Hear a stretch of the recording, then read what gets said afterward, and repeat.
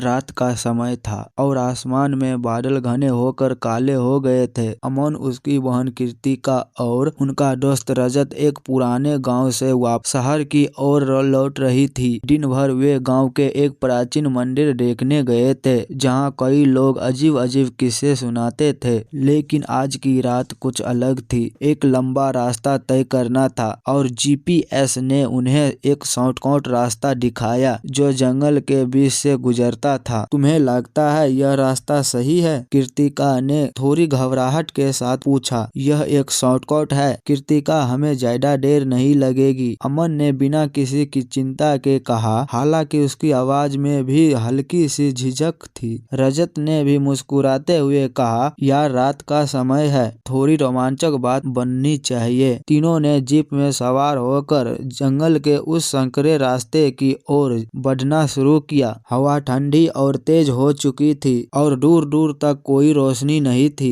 चारों ओर सिर्फ अंधेरा था। जीप से हेडलाइट से निकली रोशनी जैसे जंगल के गहरे अंधेरे में खो जाती थी। एक अजीब सी खामोशी जंगल में समा चुकी थी। क्या तुमने सुना? कृतिका ने एक अचानक ही आवाज सुनी। जंगल में कुछ था। कुछ नहीं, तुम ज्यादा सोच रहे हो, अमन ने मुस्कुराते हुए कहा। लेकिन कृतिका की बेचैनी बढ़ती जा रही थी। उसे ऐसा लग रहा था कि कोई उनका पीछा कर रहा है। सड़क के दोनों ओर खड़े पेड़ जैसे उन्हें घूर रही हो। एक अजीब सी घबराहट थी जो सभी के मन में धीरे धीरे घर बना रही थी। हम बस थोड़ी देर में पार कर लेंगे, अमन ने हिम्मत बढ़ाते हुए कहा। लेकिन किसी ने नहीं देखा कि जंगल में दूर कहीं एक काली परछाई छिपी हुई थी जो उनकी गाड़ी का पीछा कर रहा है। कुछ और आगे बढ़ने के बाद अचानक एक जोरदार धमाके के साथ जीप का एक टायर फट गया। सभी को जोर का झटका लगा।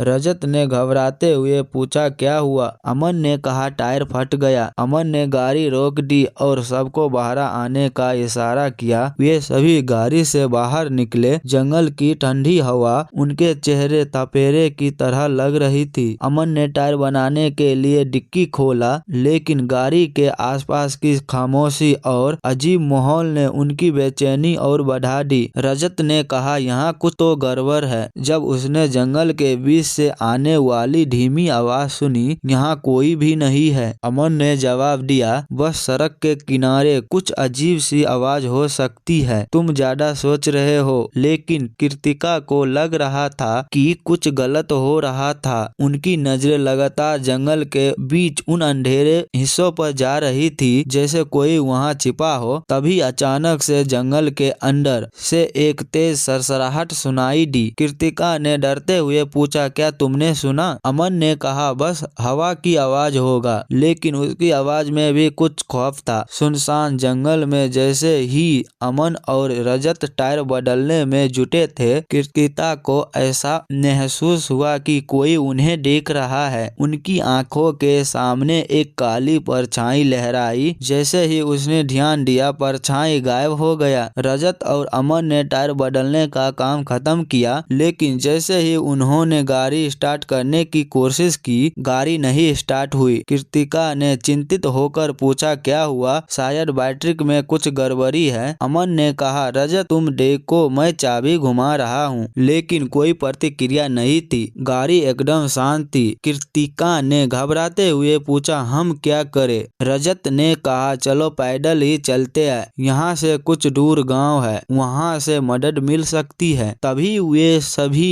एक अजीब सी आवाज सुनने लगी। यह आवाज जैसे जंगल के अंदर से आ रही थी। धीरे धीरे वो आवाज पास आती गई, किसी के चलने की आवाज, लेकिन कोई दिखाई नहीं दे रहा था। अमन ने चिल्लाकर पूछा, कौन है वहाँ? लेकिन जवाब में सिर्फ सन्नाटा था। वे तीनों एक दूसरे की तरफ देख रहे थे और तभी अचानक जंगल के अंदर से एक परछाई बाहर निकलने लगी। वह धीरे धीरे उनकी तरफ बढ़ रही थी। रजत ने कांपते हुए पूछा, यह क्या है? हम गाड़ी में वापस चले, कृतिका ने चिल्लाकर बोला। लेकिन जैसे ही वे गाड़ी के तरफ दौड़े, परछाई और पास आ गए। वह परछाई इंसान की तरह दिख रही थी, लेकिन उसकी आंखें जलती हुई लाल थी। उसने एक खौफनाक हंसी और कहा, तुम लोग यहाँ क्यों क्यों आए हो? जब परछाई उनके पास आई तो हवा की सर्री और भी तेज हो गई। जैसे वह उनके पास पहुंची,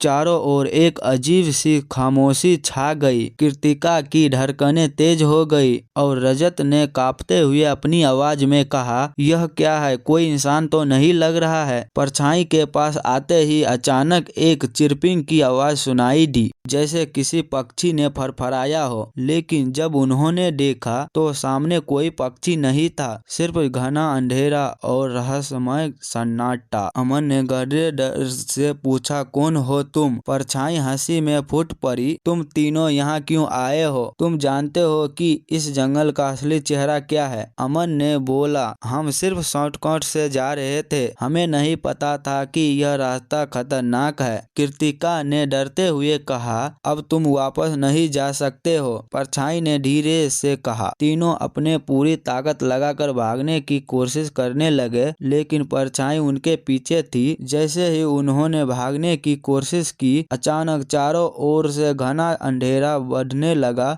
यह अंधेरा उन्हें खींचता हुआ किसी और ही दुनिया में ले जाता दिखा। अमन ने चिल्लाया, लेकिन जंगल की जटिलता और अंधेरा में रास्ता खोजना मुश्किल हो गया था। हर पेड़ एक जैसा ही दिख रहे थे और हर दिशा में वही घना अंधेरा फैला हुआ था। कृतिका ने कांपते हुए पूछा, यह क्या हो रहा है? हम शायद एक भूल भुलैया में फंस चुके हैं। रजत ने डर के मारे कहा। कुछ देर बाद वे तीनों पुरानी झोपड़ी के पास पहुंचे। यह झोपड़ी बहुत ही पुरानी और जर्जर दिख रही थी, जैसे सालों से वहां कोई नहीं आया हो। लेकिन कोई और रास्ता न दिखकर वे सभी उन अंदर जाने का निर्णय लेते हैं। अमन ने झोपड़ी का दरवाजा खोला। अंदर अंधेरा था और केवल बाहर की हल्की रोशनी से कुछ दिखाई दे रहा था। वे तीनों अंदर दाखिल हुए और जैसे ही कदम रखा, घबराहट बढ़ गई। झोपड़ी की दीवारें पर खून के धब्बे थे और हर तरह बिखरे हुए थे। पुराने जले हुए कपड़े